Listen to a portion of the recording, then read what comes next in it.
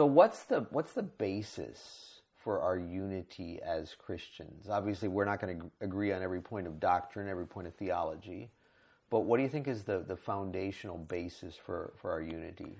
Well, Jesus said, I am the way, I'm the truth, and I'm the life.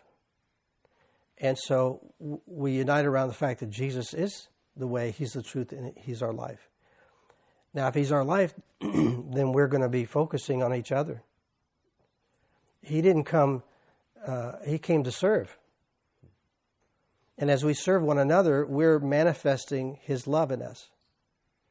Now, if we're talking about different cults or different groups that are totally have nothing to do with Jesus Christ, how are they going to come to Christ? Unless we become one in Jesus Christ and they see it. They have got to see it. We can speak all we want, but they're not seeing it. Kind of a theme of our movement as we grew and mature over the years is that we would pray, care, and share. Praying, caring, sharing. Most of our missions work to those groups that we would disagree with or have nothing to do with Christ, we try to share Christ with them, or we just condemn them. Oh, well, they're just lost and they're messed up, and we judge them instead of saying love conquers it. Well, how do we can't just speak love. Love is a verb. It's an action. It's a choice.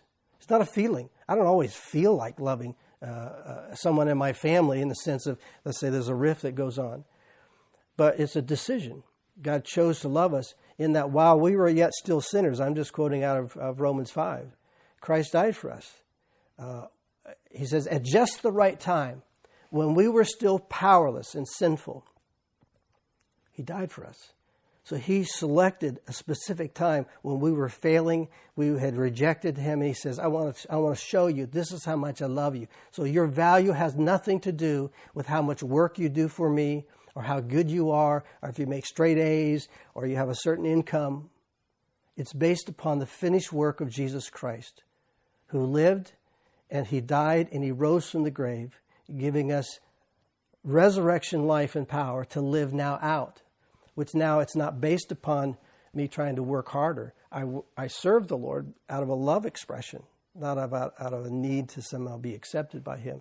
So as we begin to walk in unity in such a way that strategically that the community sees, they will be drawn. You know, Peter says, "Sanctify the Lord God in your hearts." Sanctify means to be set apart.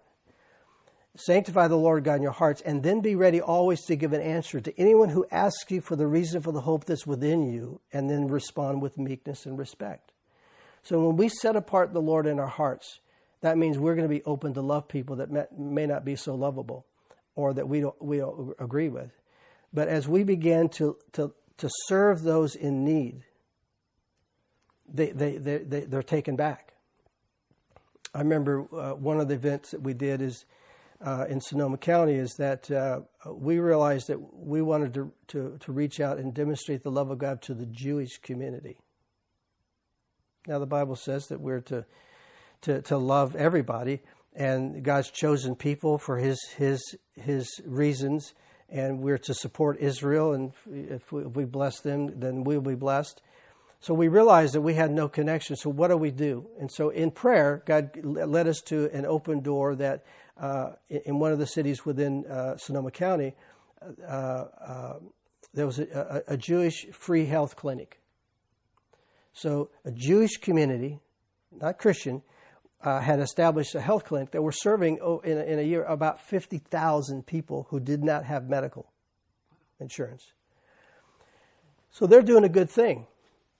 And we realized that they were losing their medical, the lease they had on their facility. And they were in a real fix. So we decided to step up and step in. And so they had found a new location, but it all needed to be renovated and made ready to be a clinic.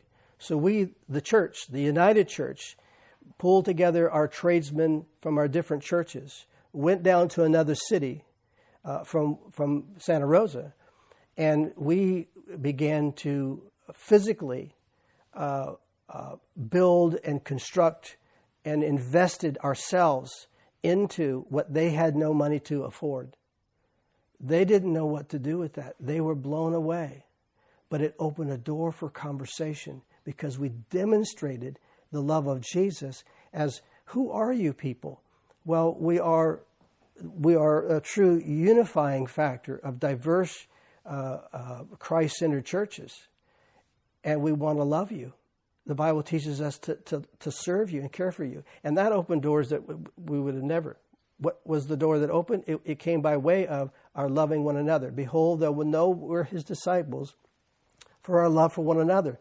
So we loved each other enough to work together to bless somebody outside of, and we didn't preach in word per se the gospel. We demonstrated it. Then they ask us for the reason for the hope that's within us. And one by one, conversations opens doors to be able to share the complete gospel, which is in action and in words. So I go back to praying. God, show us what should we do. So it was in prayer he gave us direction to an activity over a period of time. So we were praying, then we were caring for them. That means that's the love component, so that we could share. And then they ask us, and we multiplied that time and time again at all different kinds of avenues. So instead of investing in our own buildings, we were investing in whatever the community needed, which some would object, well, wait, are you going to preach the gospel? No. God will open the door for that to come, and the fruit will drop in your hand instead of trying to pull the fruit off the tree, and the branches are bending toward you, and it's not letting go. That's not true evangelism. So we as we walked in unity, answering the prayer of Jesus, we're seeing thousands of people come to Jesus. Unbelievable. When we humbled ourselves to pray, seek his face, his ways, and turn from our wicked ways, which was our judgment toward each other, and a judgment toward those who are lost. They don't know any better. I didn't know any better until I came to know Christ. Yeah.